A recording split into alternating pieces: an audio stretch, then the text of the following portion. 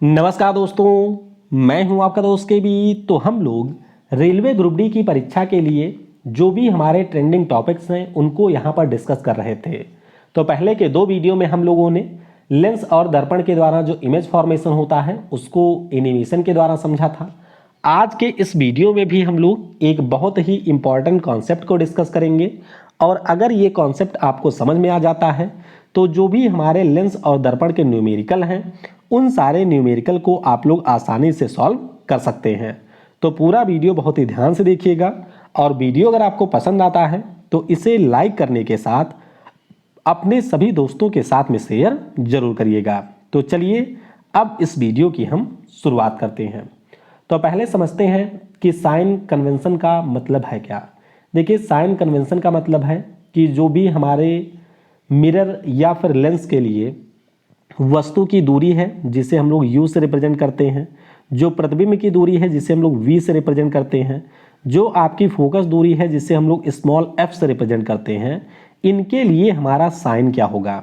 यानी कि लेंस और मिरर के लिए ये आपके पॉजिटिव होंगे कि निगेटिव होंगे, उसी के लिए यूज किया जाता है साइन परंपरा की।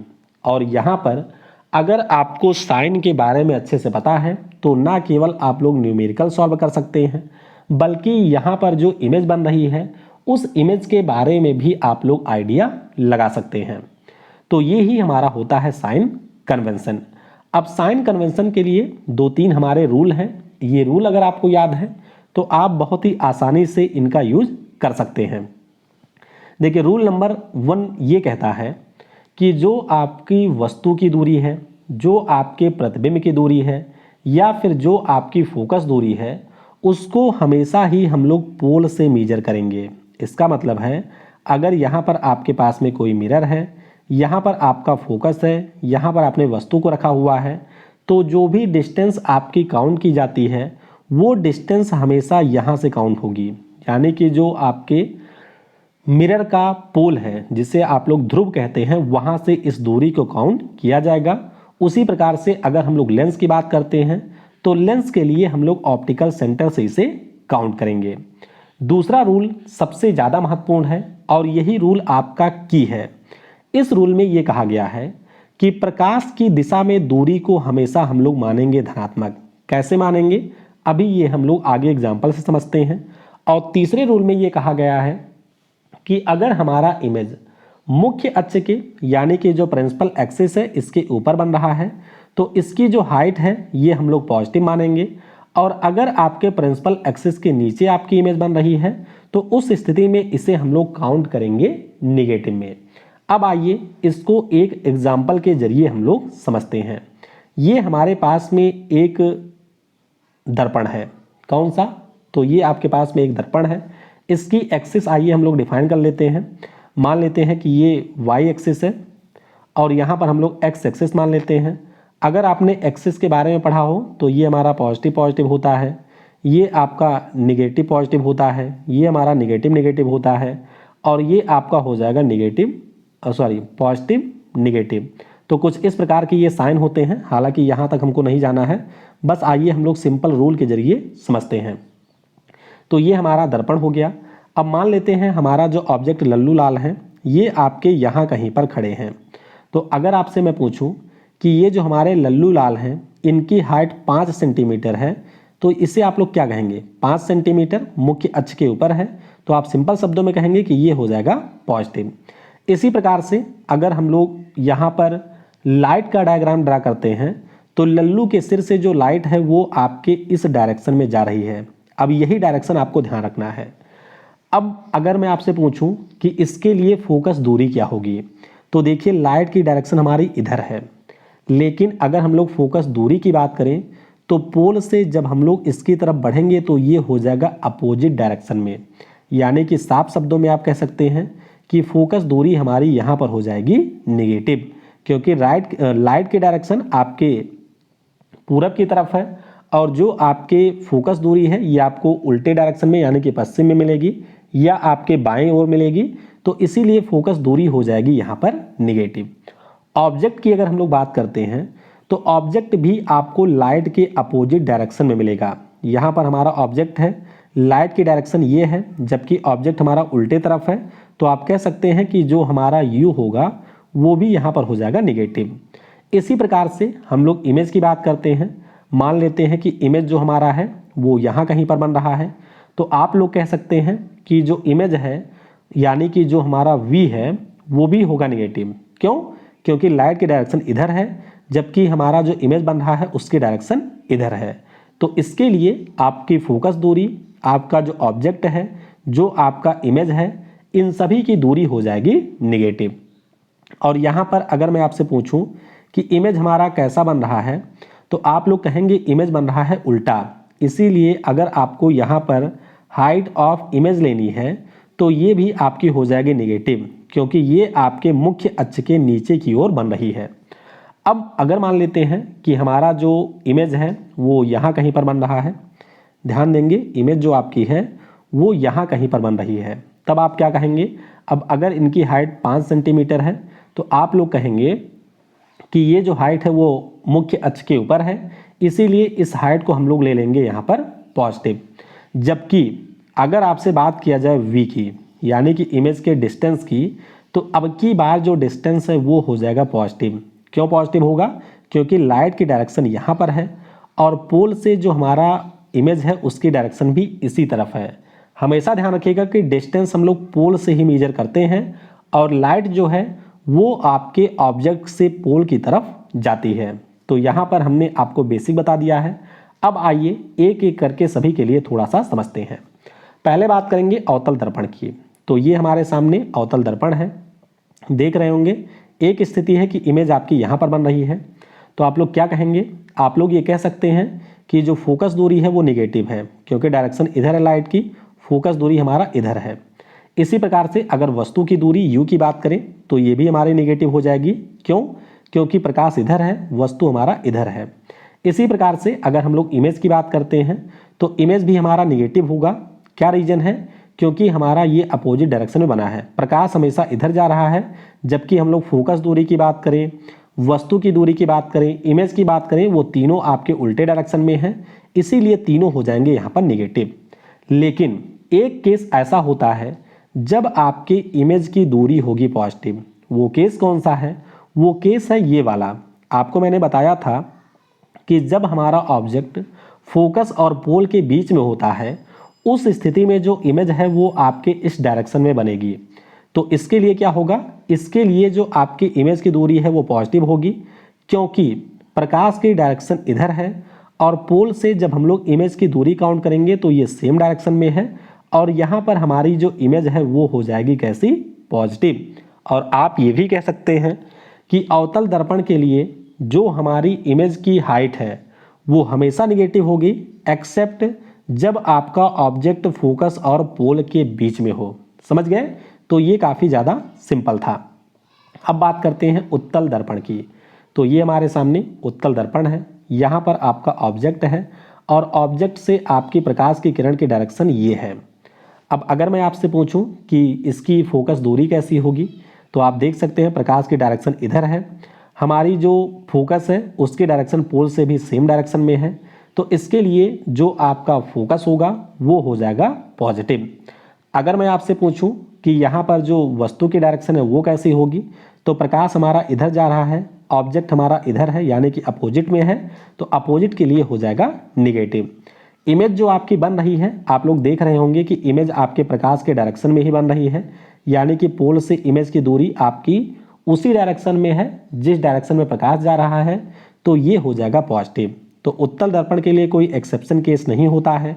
फोकस दूरी हमेशा यहाँ पॉजिटिव होगी, वस्तु की दूरी यहाँ पर हमेशा नेगेटिव होगी और इमेज की दूरी होगी हमेशा पॉजिटिव, क्योंकि यहाँ पर जो इमेज बनती है वो आपके हमेशा उल्टे तरफ देखने को मिलेगी।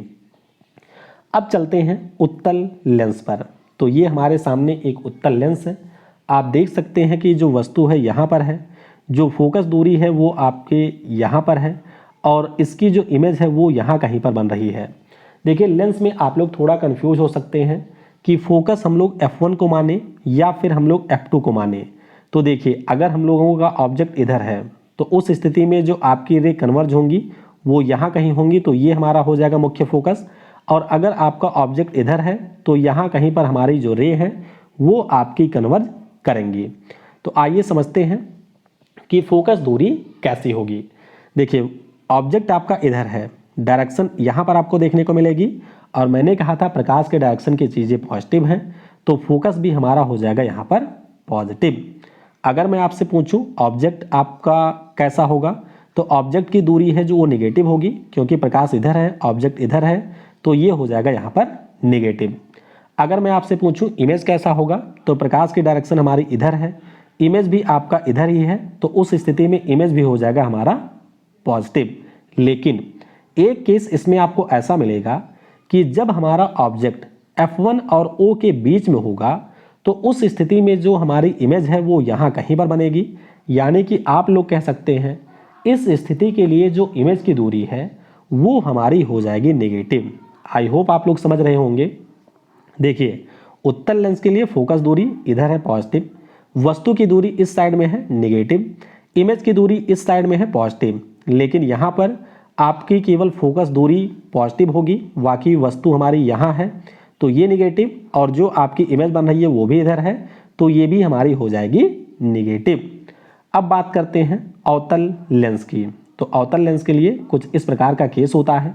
देखिए प्रकाश की डायरेक्शन इधर है, हमारा जो फोकस है वो इधर है, हमारा जो ऑब्जेक्ट है वो इधर है, हमारा जो इमेज बन रहा है वो भी इधर है, यानी कि आप सिंपल शब्दों में कह सकते हैं कि फोकस दूरी भी अपोजिट है, ऑब्जेक्ट भी अपोजिट है, इमेज भी अपोजिट है, यानी कि यहाँ पर हमारी तीनों चीज़ें हो जाएंगी नेगेटिव।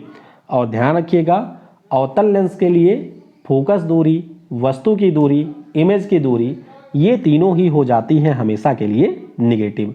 अब आइए इसको हम लोग समराइज करते हैं। देखिए यहाँ पर आपके पास में अवतल लेंस है, अवतल लेंस है, और ये आपके प्रकाश की डायरेक्शन है, तो फोकस दूरी कैसी होगी निगेटिव होगी, वस्तु की दूरी निगेटिव होगी, प्रतिबिंब की दूरी निगेटिव होगी, लेकिन एक स्थिति में पॉजिटिव होगी जब ये आपके F और P के बीच में होगा।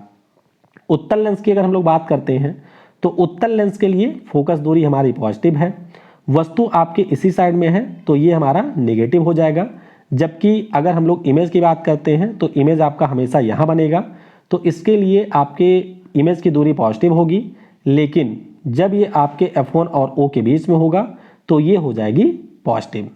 इसी प्रकार से अवतल के लिए बात करें तो अवतल के लिए सारी चीज़ें इधर ही होती हैं, तो इसीलिए ये हमेशा हो जाएगा नेगेटिव।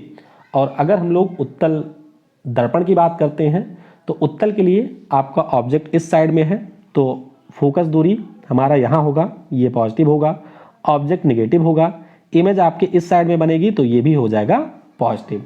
तो ये मैंने आपको समझा दिया है कि किस प्रकार से आप लोग साइन को यहाँ पर मेजर करेंगे। अब बात करते हैं एक और महत्वपूर्ण चीज़ की, जिसे हम लोग कहते हैं मैग्नीफिकेशन। ध्यान रखिएगा मैग्नीफिकेशन को हिंदी में हम लोग आवर्धन कहते हैं, और इसे हम लोग स्मॉल m से रिप्रेजेंट करते हैं। मैग्नीफिकेशन बराबर क्या होता है, तो मैग्नीफिकेशन बराबर इमेज की हाइट डिवाइडेड बाई आपके ऑब्जेक्ट की हाइट, और यही बराबर होता है -v, यानी कि प्रतिबिंब की दूरी डिवाइडेड बाई वस्तु की दूरी। तो ये सारी चीज़ें हमने लिख दी हैं। अब देखिए जो आपका मैग्नीफिकेशन आता है, उस मैग्नीफिकेशन के आधार पर आप लोग कुछ चीज़ों की व्याख्या कर सकते हैं।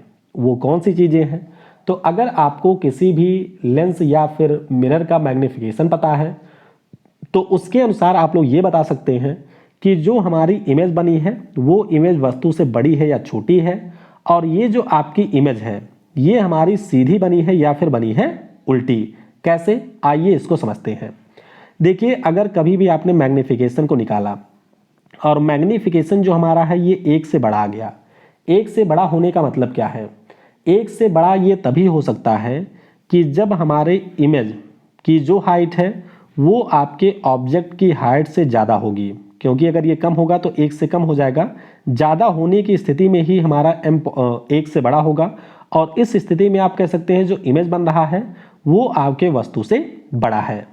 अगर हमारा m 1 से छोटा होता है, इसका सिंपल सा मतलब है कि इमेज की हाइट जो है वो ऑब्जेक्ट की हाइट से छोटी है, तो ये आप लोग सीधे निकाल सकते हैं, क्योंकि यहाँ पर अगर आपका ऑब्जेक्ट की हाइट बड़ी होगी और ये आपका छोटा होगा तभी वैल्यू 1 से कम आएगी, तो ये आप लोग यहाँ से निकाल सकते हैं। अगर हमारा m इक्वल टू 1 होता है तो इसका सिंपल सा मतलब है कि हमारे ऑब्जेक्ट की जो भी हाइट थी सेम उसी हाइट का इमेज भी बना है। तो ये 3 कंडीशन होती है जिसके अनुसार आप लोग इमेज की हाइट के बारे में बता सकते हैं या इमेज कैसा बना है ये बता सकते हैं। फिर हम लोग बात करते हैं कि अगर m आ गया है पॉजिटिव, तो देखिए अगर m पॉजिटिव आता है तो इसका सिंपल सा मतलब है कि जो हमारी इमेज बनी है वो आपकी है पॉजिटिव। क्यों? क्योंकि ऑब्जेक्ट तो हमारा पॉजिटिव ही होता है। अगर इमेज भी ऊपर बन रही है तो इसका मतलब m मतलब दोनों चीजें पॉजिटिव हैं, और दोनों अगर पॉजिटिव हो रही हैं तो इसका मतलब ये आएगा पॉजिटिव। अगर m हमारा निगेटिव आ रहा है तो इसका मतलब क्या हुआ? इसका मतलब ये हुआ कि वस्तु की जो हाइट है ये तो पॉजिटिव ही होगी, लेकिन जो हमारी इमेज बन रही है वो आपके मुख्य अक्ष के नीचे की ओर बन रही है, और नीचे का मतलब ये हो जाएगा कि ये उल्टा बन रही है, और उल्टा होगा तभी ये निगेटिव आएगा। तो ये सारे कंक्लूजन आप लोग यम की वैल्यू से यहाँ पर निकाल सकते हैं। तो इस प्रकार से हम लोगों ने एक और कॉन्सेप्ट को यहाँ पर डिस्कस कर लिया है। आई होप आपको चीज़ें समझ में आई होंगी। फिर भी अगर आपको कोई डाउट होता है तो नीचे कमेंट में आप लोग उन प्रश्नों को पूछ सकते हैं।